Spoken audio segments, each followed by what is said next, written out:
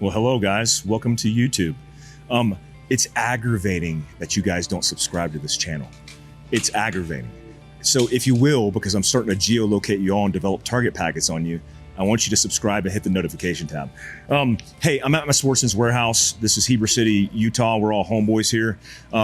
This is an active, I'm in Heber City, Utah, in the Sportsman's, and there's customers all around. But we have the opportunity to come in here and do some content for you for the YouTubes, but make sure you support your local Sportsman's Warehouse. In fact, follow Sportsman's Warehouse below in the notes, because they are an American-based company and they're doing a lot of things for Americans, including employing them, which is a big deal during the recession, because we're in one. Don't forget that. So 4 types of ammunition. Federal 115 grain ball. That's what you guys typically shoot at paper and steel when you're taking my courses across the country. That's typical. When you go hey, I need some ammo for the range, it's 115 grain, full metal jacket, right? Standard paper wad ammunition, right?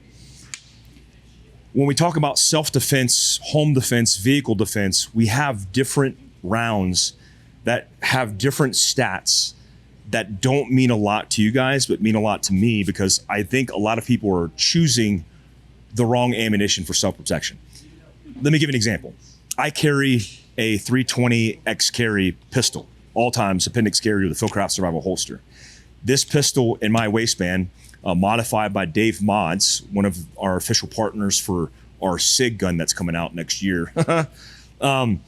The reason I do so is because I want as much 9mm as possible. I got 17 rounds in this pistol. If I wanted to extend the magazine, I can get 21 rounds. I carry full metal jacket because I live in areas where there's vehicles, there's furniture, there's obstacles. I mean, I'm in Sportsman's Warehouse. There's glass, there's obstacles, there's display cases. And a lot of the rounds that you down select are based on the FBI's ballistic testing on people, except you're not doing an overt operation hostage rescue mission. So you could be in a gunfight in the gas station where the guy goes behind an obstacle and you have the wrong ammunition and it just disintegrates on the obstacle. So let's talk about that. One of the things that I found, which is interesting enough, is this ammo made by Blackline. And now this isn't a ding on the ammo manufacturer, because I just selected what was here on the shelf, but this is hollow point. Now, I also don't know the terminal ballistic effects specifically on this, but if they advertise it as hollow point, which means it has a hollow tip, but it also means it's serrated, meaning it breaks apart on impact. Let me just clue you in. When this hits glass, it won't penetrate a windshield. You'll get pieces of shrapnel because this is meant to break apart. For a person, that's not even good.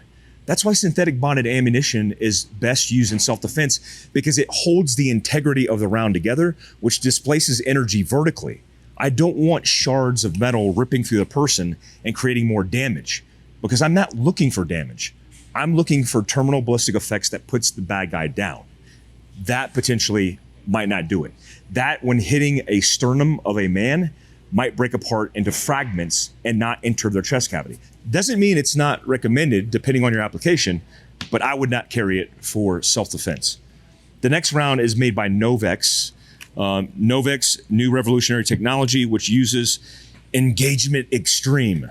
This is 9mm Luger plus P, so it's got, the plus P means it's hopped up. It's got a larger power factor if you tested the feet per second of the muzzle velocity. That's typically measured with a chronograph.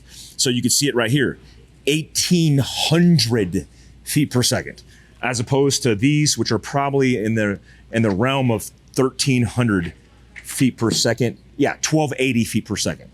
This is pushing 1,800 feet per second. They also advertise that it's extreme, but it's more lightweight, which is appropriate because it's only 65 grains. That's 65 grains compared to this 115 grain. Now, the advertisement on Engagement Extreme is that it's super fast, super light, but man, I don't know what that's going to have on the effects of the round on glass or obstacles. Look at it. I mean, it looks like a piece of plastic. It almost looks like frangible ammunition that you would use on steel. We'll see, because I'll shoot this with glass in the test in part 2. And then lastly, we have Blue Guardian, made by Fiocchi. specialized defensive ammunition. And this is, I believe, an Italian company. It sounds like Italian. It's definitely not Korean. That advertises 100 grain at 1,280 feet per second. And they put it as specialized defense ammunition, which is reduced ricochet. I like that. So here's the difference between this and the serrated ammunition that's considered hollow point. The serrated, which is hollow point, is meant to fragment. This, according to the marketing of it, is meant to not, because it says it reduces the fragmentation by saying it reduces ricochet, which means a couple things. It probably breaks up and holds itself together. It looks like it does, which means that's what you want. Now, the synthetic bonded technology takes some kind of synthetic bonded material, jams it in here, and holds the integrity together, which creates vertical displacement. Remember, if I just had Full Metal Jacket and it put a 9mm round through the hole, if it didn't hit anything, the size of it as it pushed through gelatin would be 9mm until it starts to tumble or change its positioning.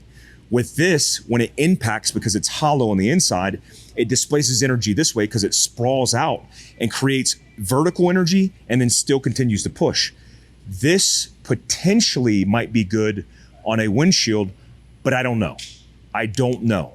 What we're going to do in the ultimate test of this in part 2, so what I'm going to do is I'm going to assess all of these rounds and the calibers, but I'm also going to test the 9mm 115 grain ball against the X10 made by SIG. That's 10mm.